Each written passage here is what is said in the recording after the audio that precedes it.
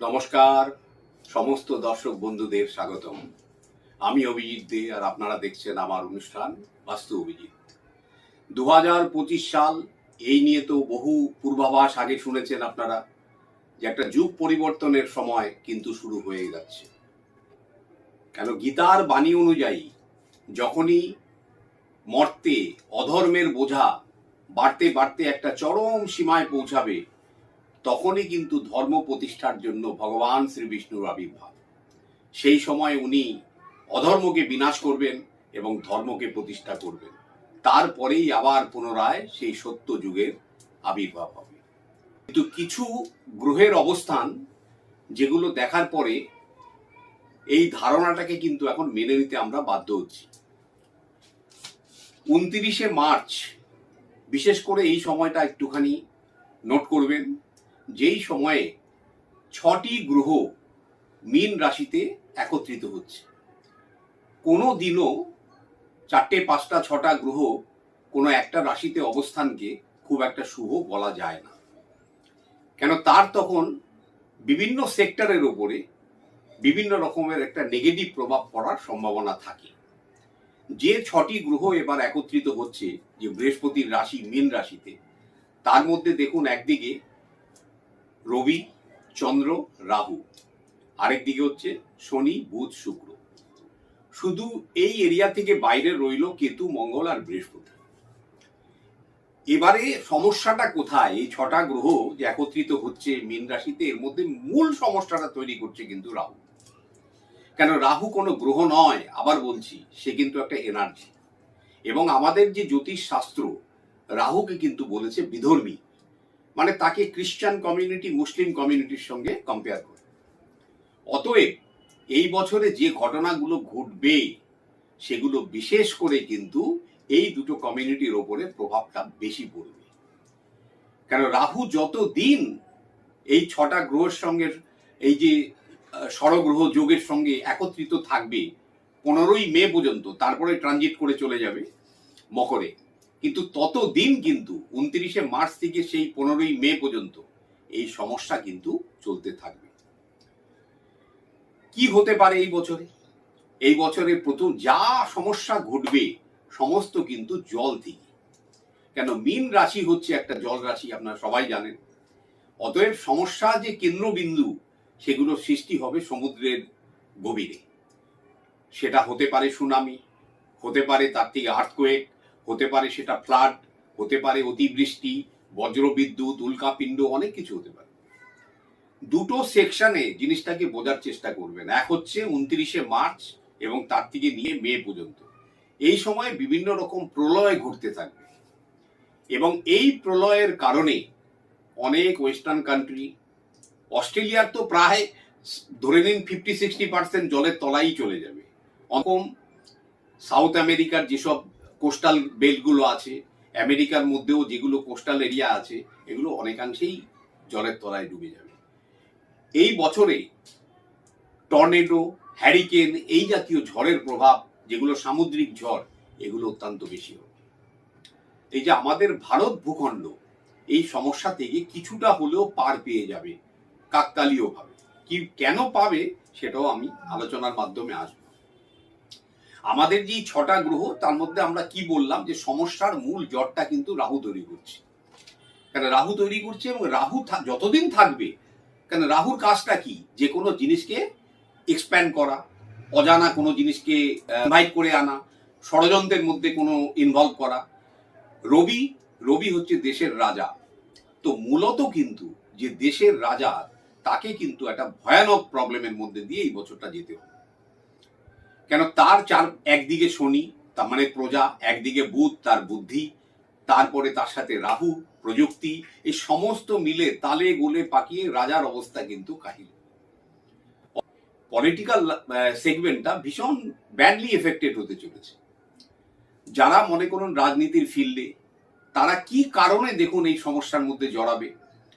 কেন এদের আজকালকার যেসব রাজনীতিবিদদের দেখা যাচ্ছে, মুখ আর মন, এই দুটো জিনিস তাদের কিন্তু হয়ে যাচ্ছে পৃথক। কেন তারা যে জিনিসটা ভাবে সেটা কিন্তু করছে না। দেখুন, মানুষের মুখ হচ্ছে বুধ, মন হচ্ছে চন্দ্র। দুটো গ্রহ যদি কোনো কারণে কারোর থেকে যদি বিপরীত ধর্মী আচরণ করে, সেই মানুষ বা সেই দেশের দুর্দশার কিন্তু অন্ত থাকে না। আপনার কাছে বুদ্ধিও নেই, মনও নেই, মানে আপনি যে চিন্তা করবেন তারও ক্ষমতা নেই, আর আপনার কাছে ইন্টেলিজেন্সটাও নষ্ট হয়ে গেছে।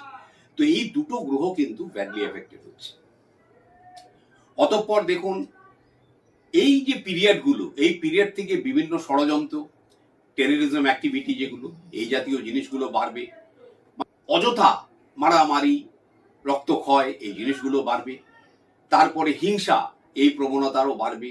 এবং এগুলো শুধু ভারত নয়, ভারতের সাথে সাথে ভারতের যে পার্শ্ববর্তী কান্ট্রিগুলো, এরা কিন্তু আরো বেশিভাবে এফেক্টেড হবে। এমন অবস্থা এদের হবে, এদের নিজেদের মধ্যে খাওয়া খাই মারামারি করে এদের অর্ধেক শেষ হয়ে যাবে।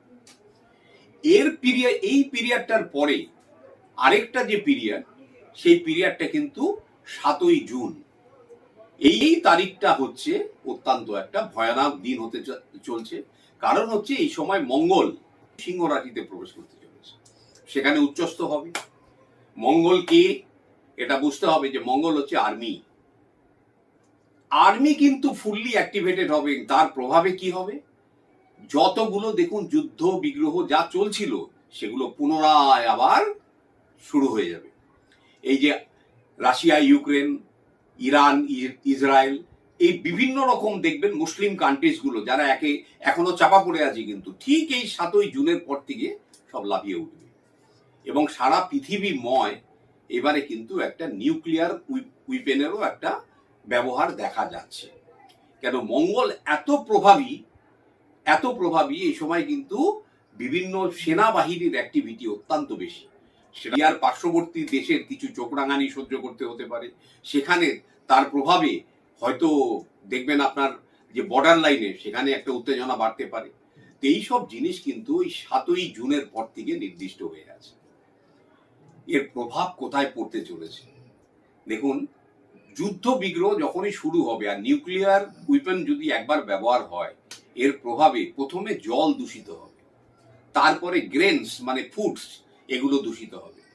এবং এমন একটা অবস্থা আসবে, সেই সময় গিয়ে দেখবেন যে পৃথিবীতে চুরি করার যত মানে বস্তু থাকবে তার মধ্যে খাদ্য চুরি হতে থাকবে। কেন, অন্যের একটা বিরাট বড় সংকট চলে আসছে। আর পানীয় জল, এই পানীয় জল একটা বিরাট বড় ক্রাইসিস হতে চলেছে। কেন, পানীয় জলের মধ্যে মানে বিষক্রিয়ার একটা সম্ভাবনা।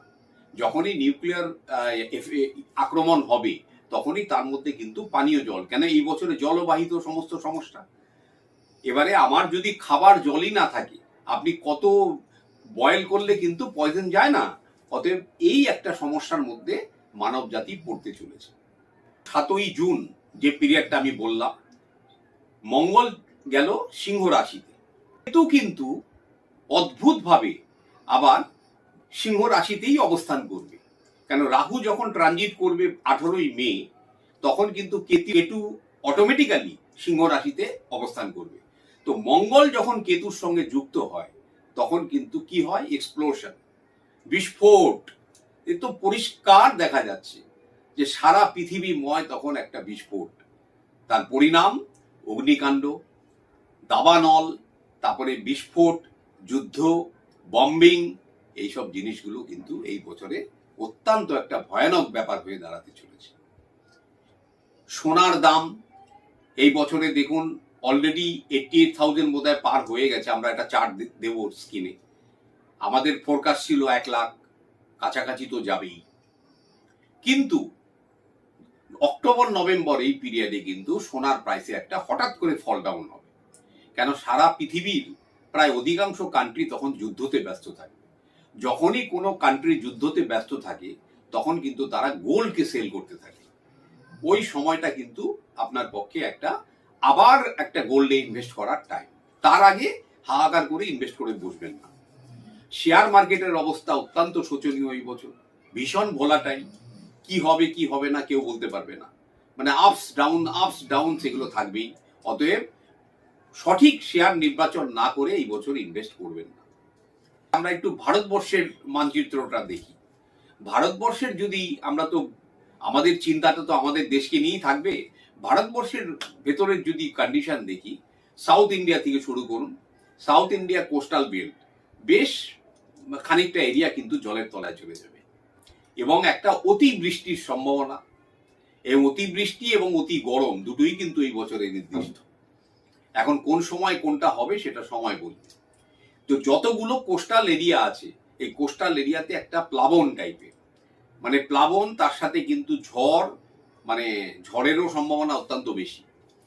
এই জিনিসগুলো ওয়েস্টার্ন কান্ট্রির দিকে সেখানেও সেই একই জিনিস অবস্থা, এবং সবচেয়ে বেশি ক্ষতির সম্মুখীন কিন্তু পশ্চিম ভারত হতে চলেছে। পূর্ব ভারতেও দেখবেন টেররিজম অ্যাক্টিভিটি, তারপরে এই জলীয় সমস্যা, এই জিনিসগুলো থাকবে, যার জন্য ভারতবর্ষের অর্থনীতি একটা জায়গাতে এসে একটু ঝিমিয়ে পড়লেও, যেহেতু ভারতবর্ষের চেষ্টা থাকবে সবসময় ভালো জিনিসের প্রতি নজর দেওয়া, কেন শ্রীকৃষ্ণ বলেই গেছে যে যারা ধর্মের পথে এই বছর থাকবে তারা কিন্তু এই বছরের কষ্ট অতটা ভোগ করবে না। অতএব ভারতবর্ষ সেই অনুযায়ী অনেকটাই ভালো অবস্থায় থাকবে। ভূমি, জমি, বিল্ডিং, এইসব জিনিসগুলো কিন্তু এই বছরে অত্যন্ত প্রমোট করার চান্স আছে।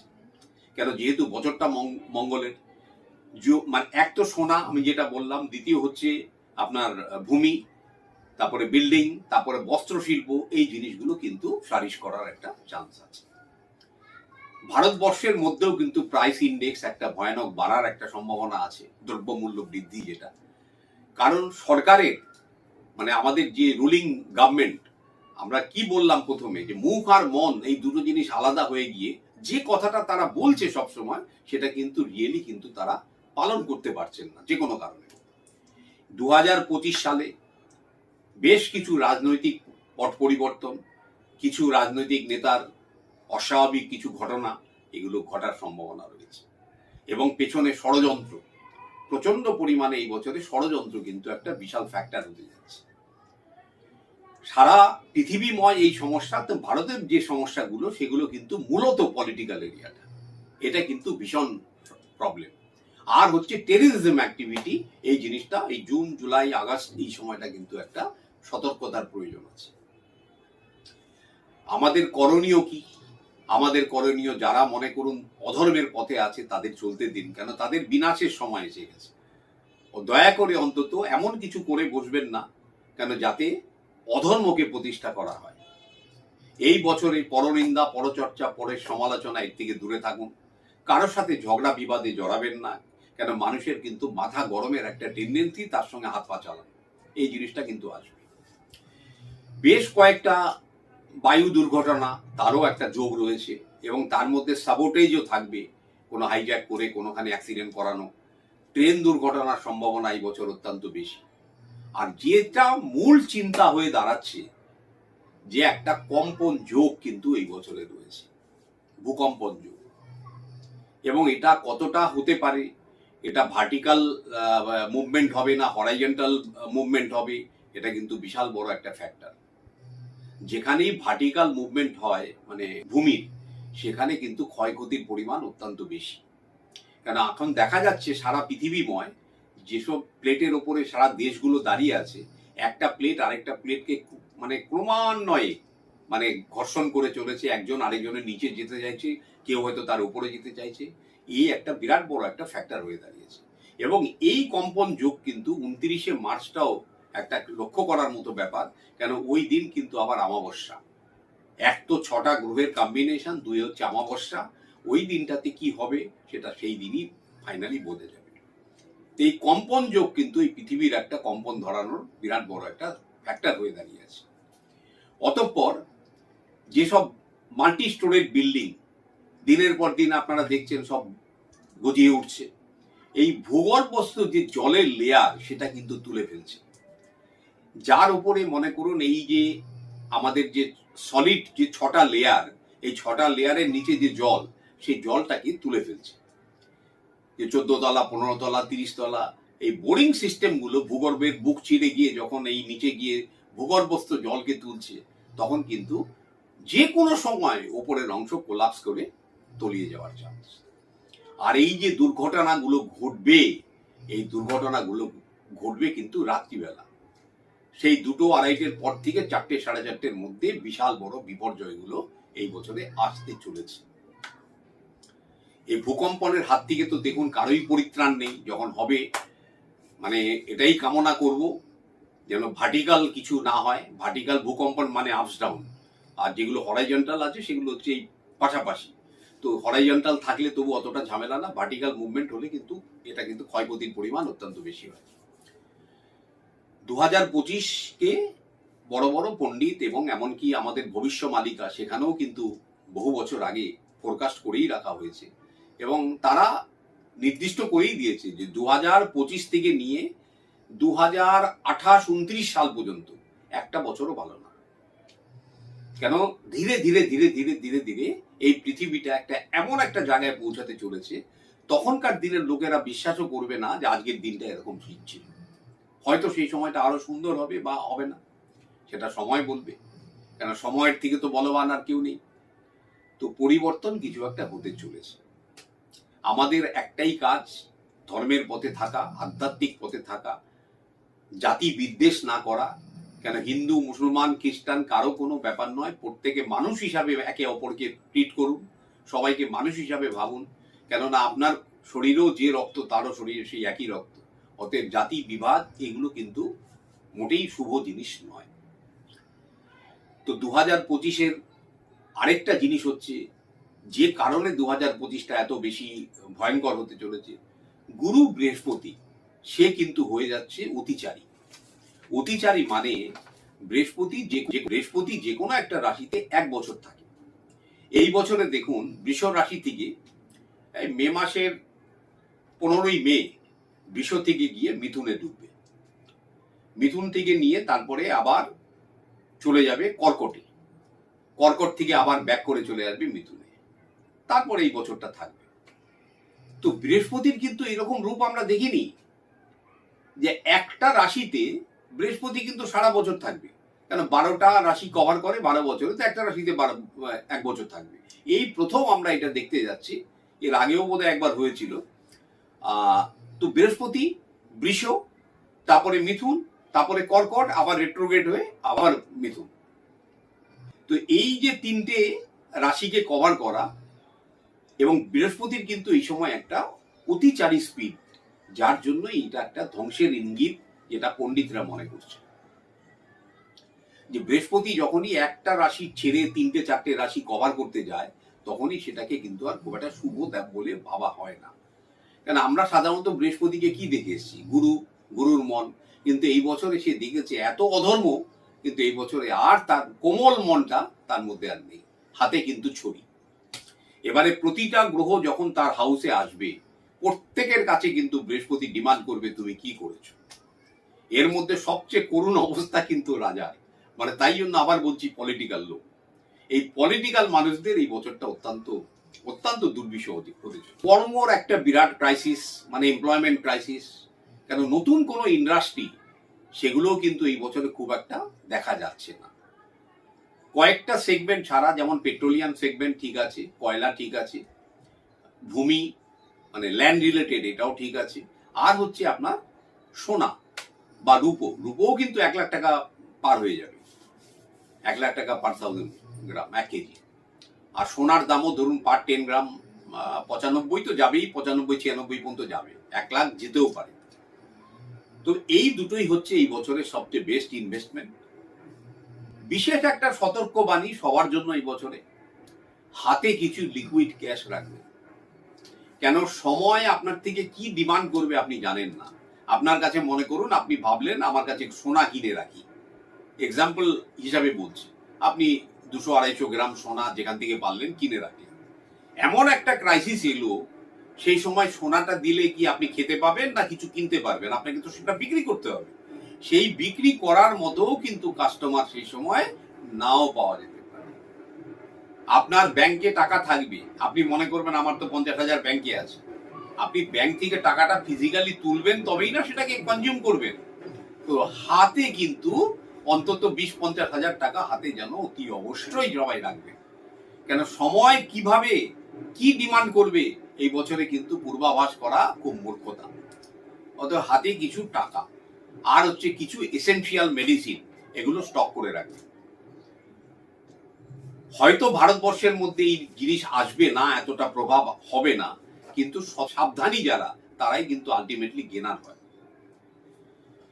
আবার একটা ভাইরাস স্প্রেডের সম্ভাবনা, কেন কেতু মঙ্গলযুক্ত, বিস্ফোটের সম্ভাবনা, তার থেকে যুদ্ধ, পরমাণু বিস্ফোট, এইসব কারণে কিন্তু এবারে যে ভাইরাসের যে সম্ভাবনাটা হতে চলেছে সেটা জলবাহিত।